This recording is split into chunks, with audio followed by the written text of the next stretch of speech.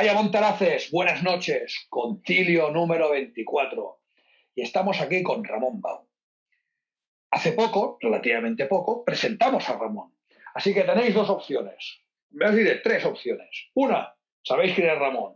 Cojonudo, eres uno de la banda. Dos, no sabes quién es Ramón. Pues lo tienes de puta madre. Mira el anterior vídeo y a lo mejor aprendes algo gañán. Porque, entre otras cosas, el anterior libro que presentamos eran 100 y pico preguntas a Ramón y así saber cómo pensaba un proscrito del sistema. Bueno, pues aquí tenemos a este proscrito del sistema que ha editado un nuevo libro con EAS Editorial.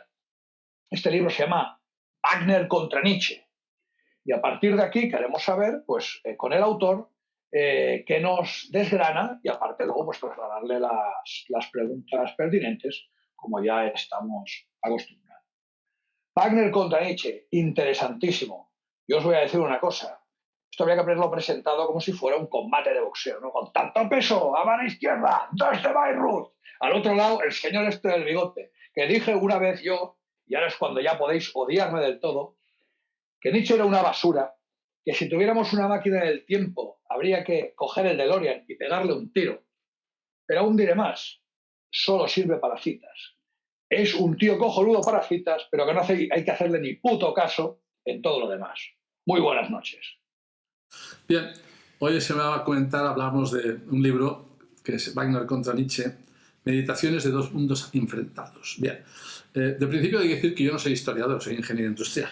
Por lo tanto, como podéis imaginar, en este libro no pretendía hacer historia, no he pretendido hacer una historia detallada ni nada de todo esto.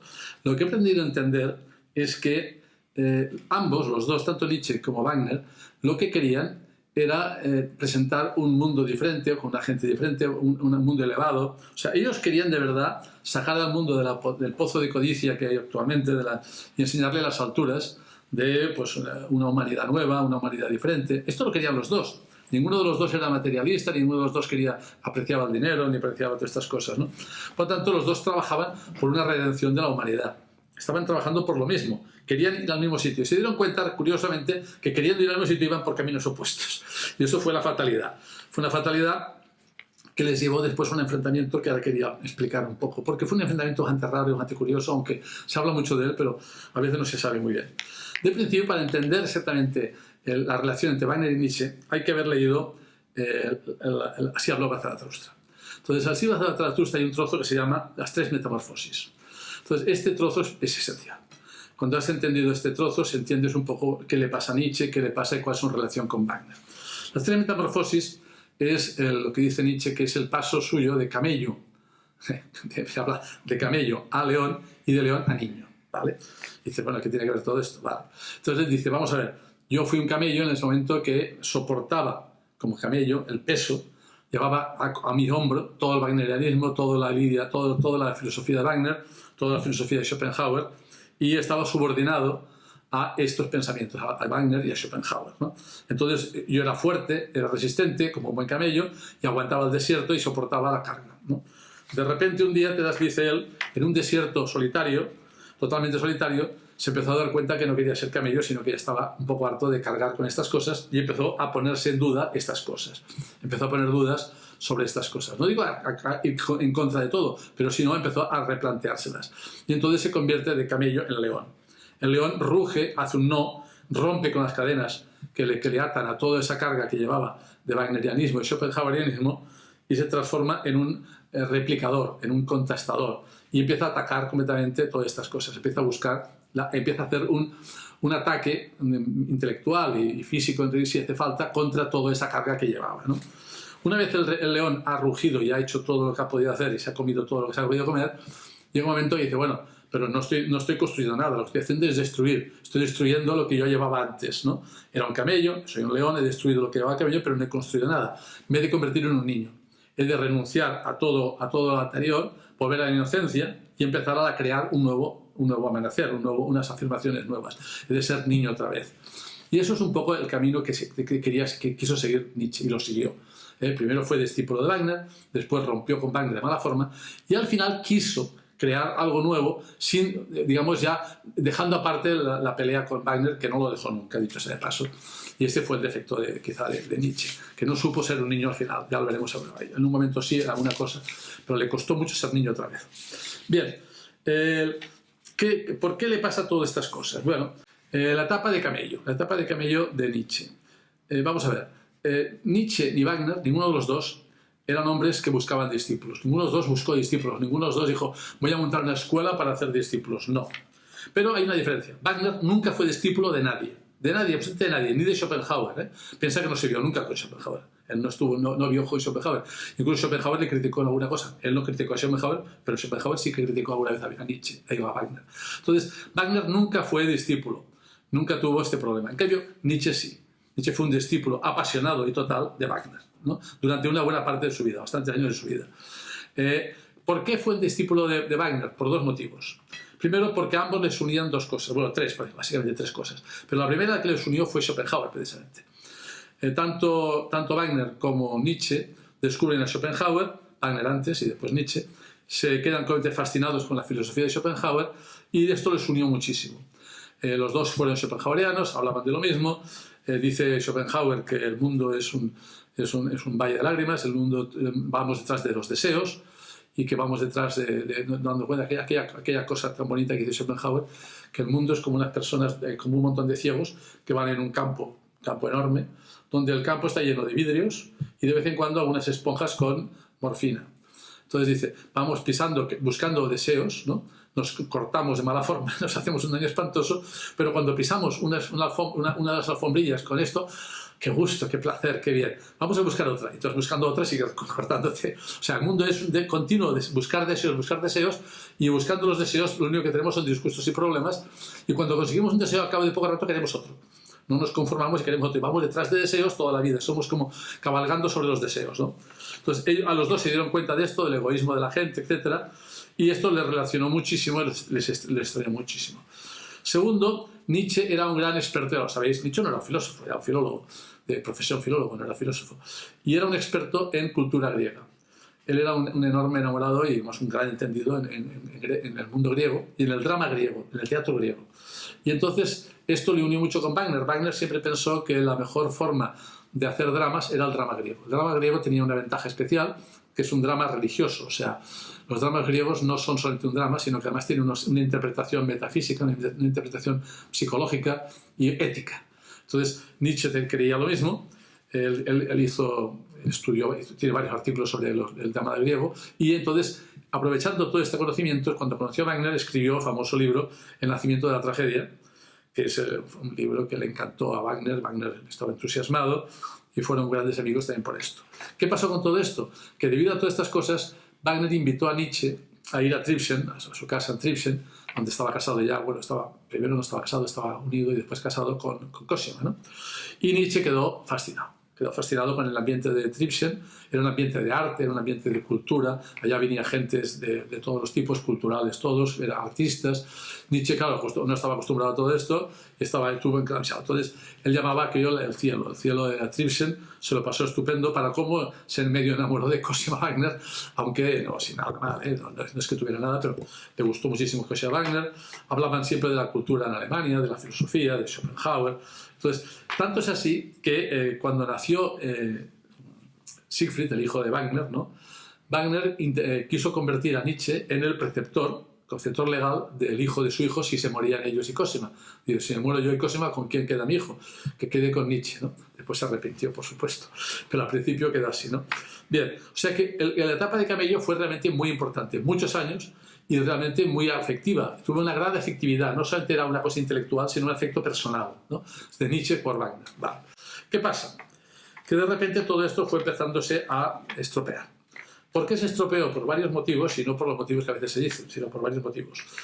El primero de todos fue que, primero hay que decir una cosa muy clara, para Nietzsche la ruptura le significó un problema muy grave, muy grave. Se puso enfermísimo, tuvo unos dolores de cabeza espantosos. Él lo dice que le quedó fastidiado, no podía moverse, le duró mucho tiempo los dolores de cabeza y estuvo casi enfermo de verdad por el tema de romper, digamos, ¿no? ¿Cuál fue el primer motivo de ruptura? Pues el primer motivo de ruptura fue en 1876, cuando Wagner hace el primer Festival House, el Festival, que era sobre la tetralogía, el estreno de la tetralogía en Bayreuth, ¿no? Claro, hay que entender, Alemania se acababa de unir, Bismarck acababa de hacer la unión de Alemania, y el Festival de Bayreuth, digamos, Bismarck y toda la élite alemana lo consideró como una cosa muy aprovechable para crear el espíritu alemán, para unir a Alemania, digamos, ¿no? ¿Qué pasa? Que se presentaron en Bayreuth, pues Bismarck, de otras cosas, y un montón de los burgueses alemanes, de toda la nobleza alemana, los condes y toda esta gente, ¿no? Claro, eso a Nietzsche le sentó como un tiro, porque Nietzsche pensaba que en Bayreuth iba a ser un refugio solamente de grandes intelectuales antisistema, digamos, o contra la burguesía, ¿no? Para un hombre mejor, para un hombre puro, para un hombre... que es lo que quería Wagner también. Pensemos que Wagner en Bayreuth pensó hacer una cosa totalmente artística, nada más que artística, no política ni nada. Pero cuando Nietzsche se presenta en Bayreuth y está ya viéndolo, le dio un ataque de cabeza, le dio un dolor de cabeza, tuvo que marcharse un rato y volver más tarde porque quedó decepcionado totalmente por el ambiente. Y es verdad, claro, el ambiente de Bayreuth en aquella presentación pues era muy burgués y muy nacionalista alemán, digamos, ¿no? Entonces esto le decepcionó muchísimo. Wagner no es que le gustara, pero no podía echar a Bismarck en absoluto, ni a los demás, y claro, no le quedó más remedio, ¿no? Entonces, esto es en el 76. En el 76 fue también, al final del 76, fue precisamente cuando se vieron por última vez Nietzsche y Wagner. Y se ha dicho que rompieron allá, y no es cierto. Cuando se vieron en Sorrento, se vieron otra vez, y Wagner le contó a Nietzsche que iba a hacer en la siguiente, que estaba preparando Parsifal. Entonces ha dicho siempre, se pelearon porque Parsifal es una obra católica, religiosa, y Nietzsche era antirreligioso y se peleaban por esto. Y no es cierto por esto. No digo que a Nietzsche le gustara Parsifal, pero no es que no le gustara, porque escribió a favor de Parsifal. Hizo artículos a favor de la obra y incluso, bueno, escribió, por ejemplo, en el 78, Nietzsche escribe, en el 76, escribió aún obras en favor de Wagner, Wagner en Bayreuth, escribió. Una obra que se llama Wagner de Bayreuth, que es la mejor obra a favor de Wagner totalmente. O sea, escribe en el 76 mismo, cuando se había dicho ya lo de Parsifal, escribe una obra Wagner en Bayreuth, donde dice que Bayreuth tiene que ser el futuro para una nueva cultura alemana, etcétera, etcétera. Y no, por lo tanto, no fue en absoluto el tema este. Pero, evidentemente, Nietzsche iba por dentro digeriendo que ya no estaba de acuerdo con todo aquello. No estaba de acuerdo ya, no solamente, eran cosas puntuales, ¿no? No estaba de acuerdo con los principios, en principio ya de base, principios de base. No por el hecho de que fuera la burguesía ya, ni porque fuera católico, ni todo esto, sino porque había una serie de puntos de base en que no estaba de acuerdo. ¿Cuándo rompe Nietzsche con Bayreuth? En 1878, 2 años después de Bayreuth, 2 años después de Bayreuth. ¿Cuándo? Le envía Nietzsche a Wagner 2 ejemplares de Humano demasiado humano. Esta es una obra dedicada a Voltaire, donde se produce la ruptura bastante verdad. Cosima le sentó como un tiro, la obra, porque se mete mucho con los principios. ¿Por qué? Se mete con el romanticismo, se mete con la moral, se mete con Dios, se mete con la verdad. ¿Qué es lo que pasa? Nietzsche dice, vamos a ver, todas estas cosas, todo este romanticismo, toda esta moral, todo este Dios, toda esta verdad, que Wagner la pretende reflejar en sus dramas, como el ejemplo de lo que hay que hacer, ¿no? ¿Dónde se basa? ¿Cuál es la base de todo esto, ¿no? Entonces no encuentra la base de todo esto, no encuentra dónde se sustenta Dios, dónde se sustenta el romanticismo, dónde se sustenta todo esto. Esto va en favor de la vida, va en favor de algo. Entonces esto le molesta, se critica todo esto y se mete contra todo esto, ¿no? Entonces ahí es donde empieza la ruptura, porque claro, Wagner siguió pensando igual. Wagner no cambió. El que cambió fue Nietzsche. Entonces ahí se pelearon. Se pelearon y rompieron para siempre. Y ya no se volvieron a hablar nunca más ni volvieron a tener ninguna relación más. Esto es la verdad. Bien, ¿qué pasa? Después del 78, del 80 y 81 escribe La Bella Ciencia, escribe Aurora. Son obras ya de crítica sobre todo contra estos principios, contra el romanticismo, contra todas estas cosas, ¿no? Y llega que quiere ser niño, porque aún había pasado 3 años más o 4 y seguía sin ser niño, seguía metiéndose. Entonces, quiere tratar de niño. Bien, yo diría una cosa, Nietzsche nunca fue niño excepto en una obra. Solamente hay una obra en que fue niño de verdad, que es el Zaratustra. Zaratustra es niño. ¿Por qué? Zaratustra no critica. Zaratustra genera una verdad, genera unos pensamientos, genera una ayuda al mundo. O sea, Zaratustra no es una obra de crítica, no es una obra para decir, me voy a meter con los demás. Es una obra poética, escrita como un poeta, es una poesía casi en forma sin, es una poesía lírica, escrita sin rimar, es una poesía escrita literalmente, ¿no? y da una novela nueva, ofrece como un evangelio nuevo, ¿no? Que es totalmente positivo, que no tiene, es un libro de construcción, mientras que todos los anteriores y muchos de los posteriores fueron siempre críticas, ¿no? Y este no. Entonces yo siempre he dicho que Zaratustra es la obra esencial de Nietzsche, porque es la única obra en que no critica, sino que genera un inicio de realmente su nuevo pensamiento, ¿no? Claro, estamos hablando que una cosa, Zaratustra se escribe del 83 al 85, ¿vale? Y más allá del bien y del mal, que es la única que se aparece un poco a Zaratustra, es en el 86, ¿vale? En el 88 declaran loco a Nietzsche, ¿eh? O sea, es decir, estaba ya un poco fastidiado. Pero bueno, estas obras es la mejor que he escrito. Yo siempre he dicho, lo mejor que escribió son estas dos obras que realmente valen la pena, ¿no? Vale la pena. Todas las demás que escribe son todas críticas. Genealogía de la moral, totalmente crítica contra la moral. El anticristo, ya lo pone, anticristo. Pues también una crítica contra el cristianismo. El crepúsculo de los dioses, una crítica contra los dioses, contra los principios de un dios, ¿no? Exiomo, que es Exiomo no es un libro que se pueda... Exiomo no debería leerse, porque lo escribe en el 88, justo antes de que lo declararan loco, y es como una especie de cosa rara. Pero bueno, desde luego también es un libro totalmente crítico, ¿no? Bien, Nietzsche nunca pudo liberarse de Wagner. Es más, cuando murió Wagner, porque pensemos que Wagner muere en el 83, o sea que todos estos libros los escribió ya después de haber muerto Wagner. Cuando murió Wagner, Nietzsche se va a Bayreuth. A Bayreuth y se pone a Tribschen, a Bayreuth, y se pone delante de la tumba de Wagner a llorar, dice que lloraba y que estuvo muy afectado. Fue a Tribschen porque en Bayreuth no lo hubieran dejado entrar. Yo creo que Cosima no lo deja entrar. Fue a Tribschen y allá mismo dice que estuvo llorando con la amistad que había tenido y todos los años que había pasado y tal y cual, ¿no? Es cierto. O sea, siempre estuvo... es curioso, Nietzsche no escribió nada, y esto es otro motivo para entender que la psicología de Nietzsche contra Wagner es un poco personal también. Es que Nietzsche nunca dedicó un libro contra Schopenhauer. Porque claro, al final la filosofía que sustentaba también a Wagner era Schopenhauer. No escribió nada contra Schopenhauer, no se metió con Schopenhauer. Schopenhauer no le importaba, en todo caso estaba en contra si quieres, pero no le importaba. Estaba contra Wagner porque él sentía un resquemor con todo ese tiempo que había sido camello y león, digamos, ¿no? No había terminado de digerir el tema ser niño. Y por supuesto hay un problema de Nietzsche muy grave, que son los libelos que escribió contra Wagner en el 88. O sea, lo escribió unos meses antes de volverse loco. Son dos libelos, y digo libelos porque no son libros normales, son insultos. Ya, insulta y denuncia cosas absurdas. Son los dos libelos que cada vez, uno se llama Nietzsche contra Wagner y el otro, son dos libros que son muy duros. El caso Wagner y Nietzsche contra Wagner, ¿no? Son dos obras cortas, pero son más insultantes que nada, ¿no? Entonces, a todo eso Wagner no escribió nada contra Nietzsche. O sea, más curioso es que él escribió todo esto, pero Wagner no leyó esto. Si hubiera leído esto, a lo mejor hubiera escrito algo. Pero como él estaba muerto, ya no. Pero cuando se pelearon, Wagner no hizo caso a Nietzsche, porque Wagner no era discípulo de Nietzsche. No había sido nunca, no se había sentido unido a Nietzsche más que, bueno, pues era una persona muy wagneriana, le apreciaba mucho, pero cambió y lo dejó, se olvidó de él y se acababa, ¿no? Entonces no hay ningún artículo de Nietzsche, de Wagner contra Nietzsche. No hay artículos de Wagner contra Nietzsche, ¿no? Bien, vamos a ver, ¿qué es lo que criticaba Nietzsche a Wagner? O sea, ¿por qué Nietzsche se puso contra Wagner? Porque todo esto explicado es muy personal, pero aparte de personal había un motivo más que personales, ¿no? Si el que acusa solamente a Nietzsche de algo personal se equivoca. Hay un tema personal, un tema de sentimientos personales, pero hay unos motivos ideológicos, digamos, ¿no?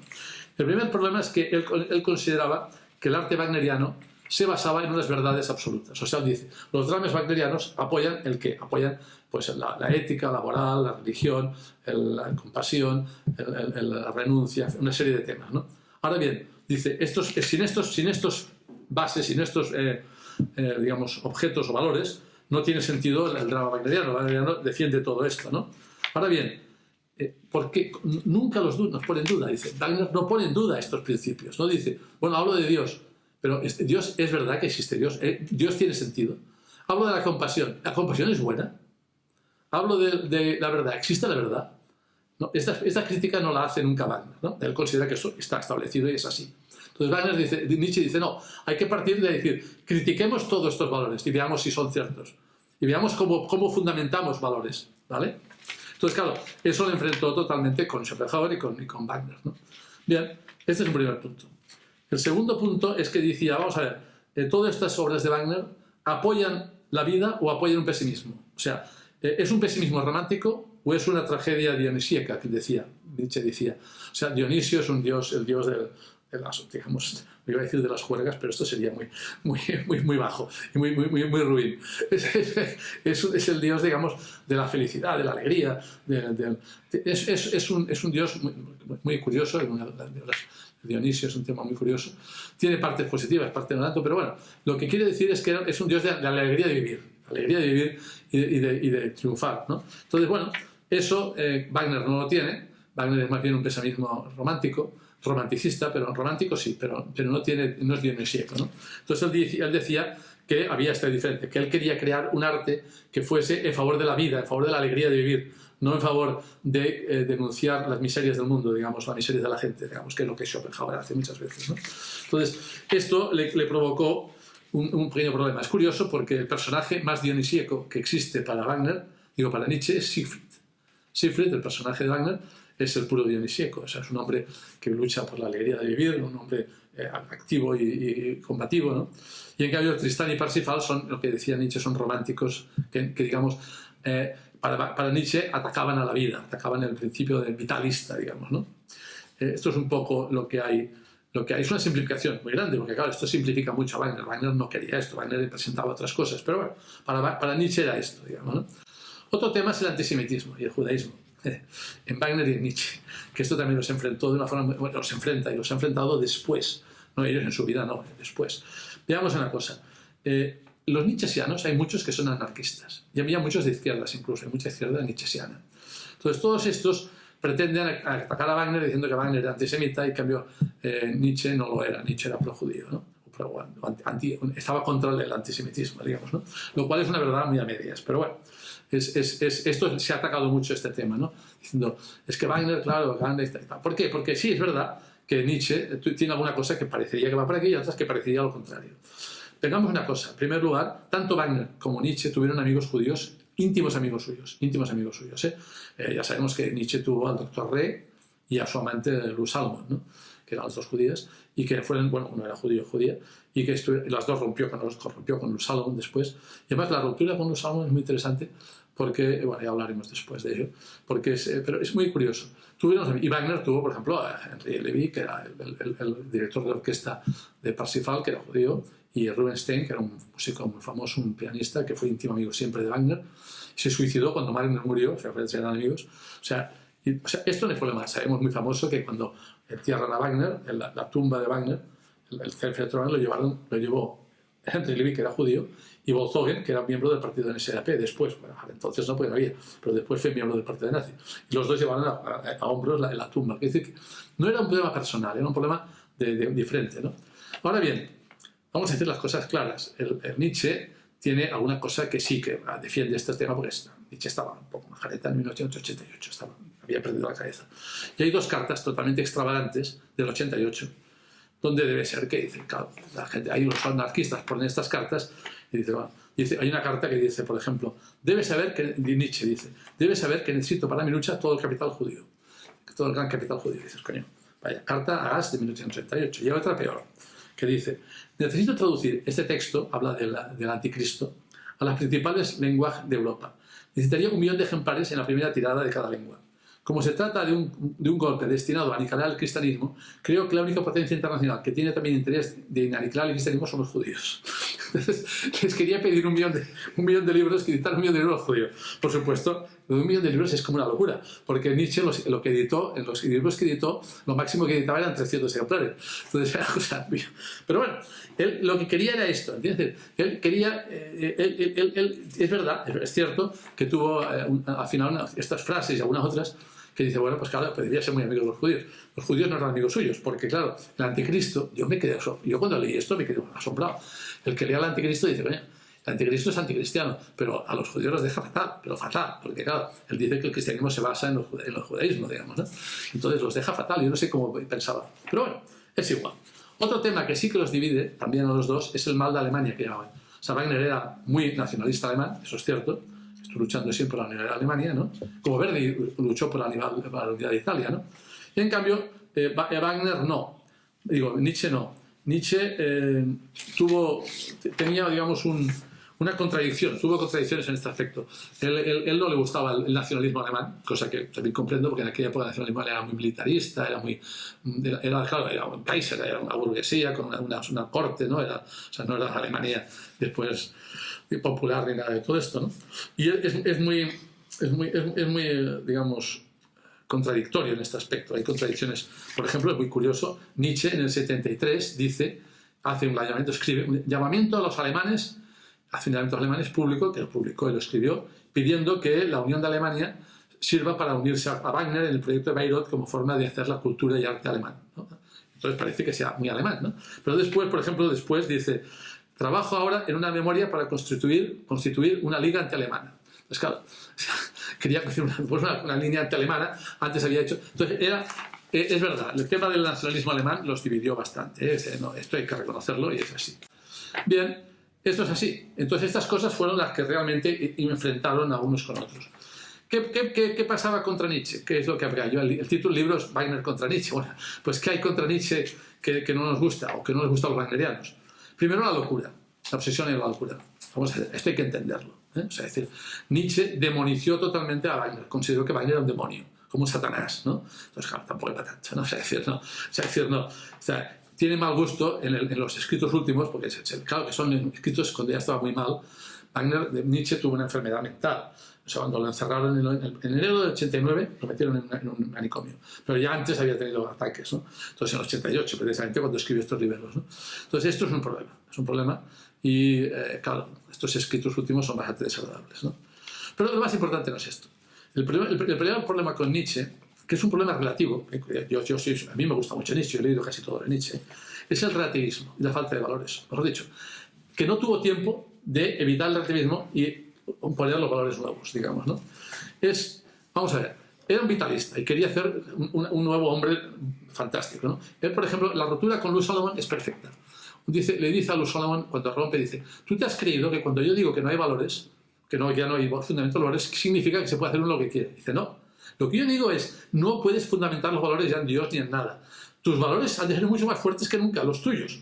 Tu propio honor te va a dar más valores que los que te... O sea, los valores tuyos no tienen que estar basados porque lo dijo Dios o porque lo escribió en un libro Dios, sino porque tú mismo tienes tú mismo que imponerte a ti mismo unos valores. Y tus valores serán más duros que los demás. O sea, él quiere unos valores más duros que los que Dios dice. Y Dios dice, no peques o no robes. Dice, no solamente no robar, sino decir, has de ser generoso, has de luchar, has de ayudar. O sea, no basta no robar. Es decir, en vez de tener unos valores, digamos, de pecado, has de tener unos valores de acción, unos valores positivos, más fuertes que los otros. Los otros, por supuesto que no has de robar, por supuesto que no has de ser malvado. Pero además de ser malvado, has de ser bueno de verdad, pero bueno en un sentido vitalista, no bueno en el sentido no he cometido ningún pecado, ¿vale? Entonces, esto es un poco lo que enfrentó a Nietzsche al principio. Y él quería montar esto, quiso montarlo. Él se dio cuenta, y lo dice y lo escribe, que el nihilismo, la destrucción, la muerte de Dios, él dice, Dios ha muerto. Y la gente se cree que esto es un ataque contra Dios. O sea, no. Lo que él dice es lo siguiente, Dios ya no sirve para fundamentar nuestros valores. Ya no podemos decir, hacemos esto porque Dios lo manda. Esto ya no sirve. Dice, y va a ser verdad, en la época suya ya no servía esto, ¿no? Entonces dice, no podremos hacer en el futuro, decir, el futuro nuestros valores van a estar fundamentados en que Dios lo dijo. Eso no va a valer, porque la gente no va a creer en Dios. Y como no va a creer en este Dios, no vamos a decir, hemos de fundamentar nuestros valores en un Dios que no creemos. Entonces dice, no, hemos de fundamentar valores en otra cosa, en algo diferente, ¿no? Entonces, lo que pasa es que no tuvo tiempo de decir en qué. No tuve tiempo de decir en qué, dijo solamente en el propio valor, en el propio deseo del valor. Pero claro, esto es muy relativo, porque hay gente que tiene el deseo suyo ser malvado por naturaleza. Es lo que decía, hay héroes por arriba y héroes por abajo. Es decir, el héroe por arriba es Sigfrido y el héroe por abajo es aquel malvado puro, el malvado también es un héroe, porque también para ser muy malo, también hay que hacer muchas cosas muy mal hechas. Pero es el malvado que tortura, mata y extermina. También existe este héroe, pero es un héroe malvado. Stalin sería un héroe por malvado, por digamos decirlo de alguna forma, ¿no? Bien, la cuestión es decir, no tuvo tiempo de hacerlo. ¿Quién lo ha hecho? ¿Quién lo hizo? No tuvo tiempo de fundamentar la ética personal. ¿Quién lo ha hecho? Bien, pues muy fácil, lo voy a decir muy fácil, Heidegger es el que cogió y dijo, Nietzsche nos ha dejado aún la destrucción de los valores tradicionales, digamos, la destrucción de la base tradicional de los valores. Es decir, no podemos valorar los valores por Dios o porque lo creemos así. Yo lo creo así, pero otro puede creerlo diferente.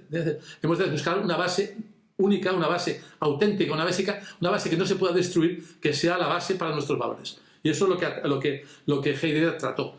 Y cogió como fundamento la verdad. Dijo, si algo es verdadero, si algo es cierto, verdadero, eso es nuestra base. Eso es base. Pero verdadero porque lo es, porque es así. Si esta mesa es una mesa, esto es una verdad. Busquemos verdades. La muerte es una verdad, dijo él. La gente muere. La muerte es una verdad. Entonces, busquemos el ser, busquemos el ser en la muerte. Busquemos nuestros valores a través de ahí. ¿Qué hacemos en este mundo? ¿Cuál es nuestro objetivo en este mundo? No porque Dios exista, sino porque ¿qué es este mundo? ¿Por qué estamos en este mundo? ¿Qué es esta sociedad? ¿Qué es? Todo esto es lo que se trata, ¿no? Es un poco lo que hay. Entonces, no hay que ser decadente, hay que ser progresivo. Y esto es un poco lo que pero como Nietzsche no llegó a hacerlo, hay muchísimos nietzscheanos que son anarquistas totalmente. Dicen, Dios ha muerto, esto todo hay que criticarlo todo, no existe nada. Y entonces, bueno, pues cada uno hace lo que quiere, cuanto más pues divertido, ¿no? Entonces, a los anarquistas les encanta esto. Bien, hay contradicciones en Nietzsche, sí, ya os he dicho. Nietzsche, yo siempre con Mota me decía, dime lo que quieres de Nietzsche y te busqué una frase que dice lo contrario. Y es verdad, sí. Él escribe lo contrario. Claro, como pasó por camello, león y niño, pues en cada etapa escribió cosas. Y entonces resulta que las etapas se contradicen unas con otras y encuentras cosas que en un sitio dice una cosa y en otro dice la contraria, ¿no? Entonces pasa, entonces es así. Entonces, cuando encontréis algún libro que dice que Nietzsche dijo esto, dijo, yo buscaría alguno que dice lo contrario. O sea, no te creas tú que todo lo dijo lo mismo, ¿eh? O sea, es decir, que esto es así, hay que tener mucho cuidado con ese tema, ¿no? Entonces, y después, en cambio, hay puntos muy positivos en Nietzsche. Dice, bueno, ¿qué crees? ¿Por qué yo considero que me gusta? Yo soy wagneriano puro, o sea, totalmente wagneriano, soy miembro de la Asociación Wagneriana, wagneriano puro. He escrito 5 libros sobre wagnerianismo. Ahora bien, a Nietzsche me gustan cosas. De Nietzsche he leído mucho a Nietzsche y me gustan. ¿Y por qué? Por 2 o 3 motivos. Primero, por el optimismo heroico. Me gusta mucho esa idea de que, aunque seamos pesimistas, pero el tema heroico, el tema de decir, hay que ser valiente, hay que enfrentarse al mundo, hay que tener voluntad de vivir, voluntad de poder, ¿no? Eso está muy bien. Después no podremos hacerlo, no podremos tener el poder. Pero la voluntad, tener esa ganas de decir, no me quedo ya, qué malvados somos todos, qué mal está el mundo está muy mal. A mí me gustaba lo de Capri, ¿sabéis? El humorista Capri, que era antiguo, pero a mí me encantaba, que siempre hablaba como quería decir, Leoncio, el pesimista. Todo esto. ¿Qué li farem en aquest món? Pues esto no. Hay que ser optimista en este sentido. Luchemos. No conseguiremos, pero luchemos. Entonces, este optimismo heroico es una que está en Siegfried, por ejemplo, de Wagner, Siegfried, y en todos, porque en realidad todos los héroes Siegfried, todos los héroes wagnerianos luchan, de verdad, con sus problemas y todo lo que quieras, pero luchan. Claro, Siegfried es mejor porque este lucha por luchar. O sea, su objetivo es la acción y el vivir, ¿no? Pero los otros también. Este es muy bueno. El optimismo heroico está bueno. Después, otra cosa muy importante es aprender a negar, aprender a dudar. Aprender a dudar, muy bueno. Decía aquel, me parece que fue Baltasar Gracián, que me encanta Gracián, que decía, la gente se traga la primera verdad, lo primero que recibe lo tragas y después ya no puedes tragar las otras. Te crees lo primero que te dicen y después lo demás ya es mentira. Y a veces lo primero es mentira y lo que es verdad lo segundo. Entonces hay que saber dudar. Hay que decir, cuando te digan algo, decir, vamos a ver, esto tiene paridad, esto puede ser. O sea, es factible. Entonces, aprender a dudar, hoy en día sí está prohibido completamente. O sea, tú le dices a un tío, cualquier persona, dice, vamos a poner a pensar si existen las razas o no, vamos a dudar. Usted es racista, ya. Digo, no, estoy diciendo si se puede dudar. No digo que sea racista, ni hablar, O sea, nada. Tú puedes dudar de nada, hay cosas que no se pueden dudar. Existe esto de que dicen, yo a veces digo, ¿hay alguien que sea machista o son femifobias? O sea, odian a las mujeres, eso sí que hay. Y gente que pega a las mujeres, eso sí. Pero machista, en teoría, si un socialista es el que aprecia el socialismo, si un comunista es el que aprecia lo común, un machista es el que aprecia a los machos. Aprecia, o sea, les gusta a los machos, no el que ataca a las mujeres, claro, que no tiene nada que ver. Pero es igual, nos ha cambiado la idea. Entonces, uno se puede pensar, ¿podemos dudar de las palabras? ¿Podemos dudar de la palabra democracia? ¿Podemos dudar de las palabras que existen? Entonces, no, hoy en día no se puede dudar. Entonces, Nietzsche nos enseña que decir, oiga, yo era camello con lo que aguanté lo de Wagner, pero ahora somos camellos de aguantar todo el pensamiento único ese, podríamos revelarlo y decir, vamos a ser leones un rato. Y todas las cosas de camello que nos quieren hacer, no, la gente que le gusta ser camello, le gusta aguantar todo el pensamiento único y nada más, ¿no? Entonces, dudar es muy bueno.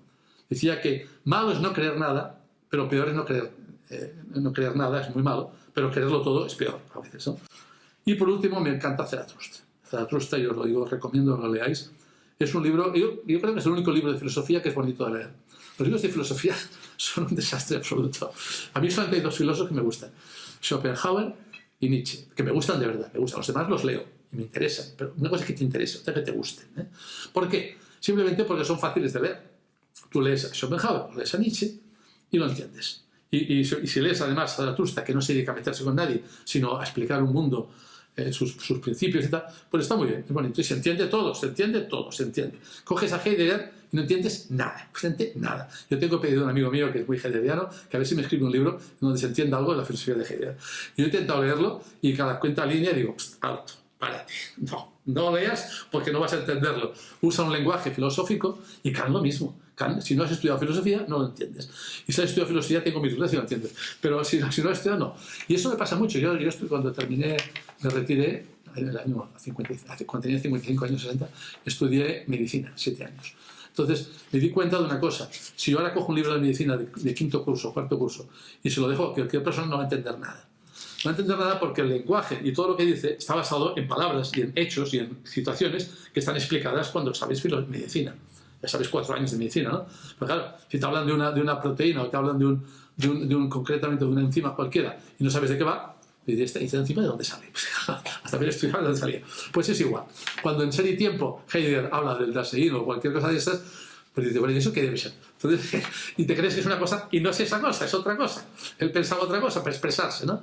Entonces, no te entiendes. Entonces, Nietzsche tiene la ventaja que es claro y contundente, lo cual es una gran ventaja. Y por eso escribí Wagner contra Nietzsche, que no es Wagner contra Nietzsche, es Wagner contra Nietzsche, pero también Nietzsche, hay que apoyarlo y me encantaría leer Nietzsche y hay que leer a Nietzsche, ¿eh? O sea, no digo que no lo leamos. Nada más. Luego, algo que es muy cierto que has dicho es lo de Nietzsche, claro, pero Nietzsche no es que diga que Dios ha muerto, sino él reconoce que con la ciencia y la ilustración y el liberalismo se ha matado a la antigua tradición espiritual que aguantaba o soportaba Europa. Exactamente. Y que hay que crear una nueva. El problema es que él no la crea, porque yo creo que Zaratustra no llega a crear tampoco, simplemente no la crea, y claro, desde un punto de vista boliano, no llega a trascender, se cae. Exactamente. Que es lo que no entiende nadie, claro. Yo lo que no entiendo es que, vale, la critica y no la crea, pero ¿por qué no critica, por ejemplo, a Schopenhauer? ¿Cómo dices tú? Bueno, yo creo que Schopenhauer no lo criticó porque criticando a Wagner y criticando lo que dijo ya criticaba a Schopenhauer. O sea, es decir, la crítica de Schopenhauer está ligada con la crítica a Wagner. O sea, Wagner era schopenhaueriano en su filosofía, en su forma. Entonces, ¿para qué criticar lo mismo? Como Wagner le tenía manía y además había escrito a favor de Wagner, ya estaba, digamos, empleitado porque había escrito a favor de Wagner, quiso demostrar que aquello que... Es como aquellos que se declaran antifascistas ahora, ¿no? Entonces, habían sido fascistas, nazis además. Y entonces ahora dicen, ostras, ahora yo soy de nazi, o sea, tengo que decir que soy antinazi totalmente. Y esto es un poco, ¿no? De todas maneras, Nietzsche no tuvo tiempo de generarlo, ni sé si hubiera estado preparado para generar una nueva base, ¿no? Claro, pensemos una cosa, al decir que Dios no existe, tú hablas de la tradición, ¿no? La tradición. Y claro, la tradición es una parte. La tradición, una cosa es Dios, otra cosa es la tradición, otra cosa es la verdad. Que la verdad está unida con la tradición y con Dios, hombre, esto es muy discutible, todo junto, ¿no? Pero lo que sí que es cierto es que la tradición supera a Dios, vamos a decirlo de alguna forma. Es decir, no, tú no puedes creer en un Dios concreto y puedes creer en los valores tradicionales, ¿no? Entonces, los valores tradicionales se sustentan en un Dios. Pues habría que discutirlo. Esto ya sería discutirlo con un tradicionalista que también me gustaría verlo. Entonces, el tema... Entonces, lo que sí que es cierto es que los valores tradicionales, basarlos, ¿en qué se basan? O sea, ¿en qué los basas? ¿En qué? ¿Una historia pretérita? ¿En unos principios, digamos, de la época del oro? Claro, pero esto, claro, uno se remonta... No, pero me refiero que, por ejemplo, lo estuvimos analizando una vez, que hay una corriente que es lineal de todas. De hecho, menos creo que el judaísmo, todas las religiones de todos los tipos que han habido, conocidas o por conocer, son trascendentales. Sí, sí, sí. Todas tienen unos principios espirituales básicos de trascendencia, de que no estamos aquí para vivir, sino estamos aquí como un impasse, como un paso en nuestra vida. Exactamente, estoy de acuerdo. En este sentido, la tradición tiene mucho valor, porque nos puede enseñar la verdad de la muerte, que en el fondo es eso. Es decir, Heidegger yo creo que iba por ahí, pero Heidegger quería ser más racional. O sea, la tradición pretende ser más espiritual, o digamos una base más espiritual, y Heidegger quería hacer una cosa más, lo mismo, En realidad lo mismo, ¿eh? Pero a fundamentarlo desde el punto de vista racional. Y se lió de tal forma que no sé si lo logró. A veces es más fácil creer a Ébola que Heidegger. Dice, no, porque se entiende. Pero esto es un poco el tema, ¿no? De todas formas, el basar valores sin tener un Dios, pues es complicado. Es complicado y hay que hacerlo en el honor, el valor, en la verdad. Entonces la verdad es un tema muy complicado, pero Heidegger lo trata por ahí. A mí me gusta mucho la idea de Heidegger, me gusta mucho, y he leído algunas cosas de Heidegger sobre él y de él, que van en esta línea y está muy bien, está muy bien. Sí. Bueno, es que además que eso que dices tú de la verdad, claro, la verdad es objetiva, no es subjetiva, que es eso que hablamos de que es el relativismo, que es que todo es, ya yo puedo ser una mujer, puedo ser un canguro, puedo ser un helicóptero Apache en este mundo actual. Exactamente, sí, exactamente. Entonces, digamos, hay una verdad. Que es una verdad, que es esa. Entonces, usted dirá lo que quiera, pero dice aquí, me acuerdo de Bochaca que decía, la realidad es profusa como una pared. Es decir, o sea, no hay más, o sea, tú puedes decir lo que quieras, pero la pared está allí, o sea, no. Dirás, vete pared, pero no siga, estará allá. Bueno. Luego es algo que has comentado que es muy curioso, que es sobre cuando has comentado sobre los movimientos de izquierdas o anarquistas del siglo XIX, que claro, que apoyaban a Nietzsche diciendo que eso, que luchaba contra los dogmas, sí. Pero luego ellos crearon otros dogmas, porque ellos son partidarios de la ciencia, del progreso, y que hay dogmas, incluso, bueno, por suerte Nietzsche no los ha visto, pero luego 50 o 60 años después se han generado unos dogmas que son dogmas de fe, que no se pueden criticar, no se pueden tratar, que lo has comentado hace un rato. Sí, pero piensa una cosa, la diferencia está en que estos dogmas que han creado no pretenden demostrarlos ni racionalizarlos. O sea, no pretenden racionalizarlos, los imponen. O sea, si hoy te dicen no hay razas, y tú le dices, bueno, vamos a discutirlo, y dicen que ni hablar. Entonces, claro, eso no es lo que quería Nietzsche. Nietzsche hubiera dicho esto otro camello. O sea, Nietzsche lo que decía es, quizá no haya razas, vamos a verlo, vamos a analizarlo.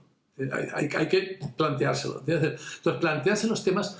Hoy en día con la ciencia no se puede demostrar que Dios que no hay raza, te piensas otra vez. Dice, pero bueno, es que no lo quieren probar. No lo quieren probar. Hoy te dicen, no hay sexo. Y te dicen, vamos a ver, o sea, que los genes ahí. No, ¿entiendes? Entonces no discuten a nivel científico. Son imposiciones ideológicas, utopías. Entonces, claro, es lo más anti-Nietzsche que existe. Porque es coger el camello otra vez. Es decir, voy a cargar otra serie de verdades que me han dicho que son verdades, pero sin haberlas demostrado ni basado. Este es el tema, ¿no?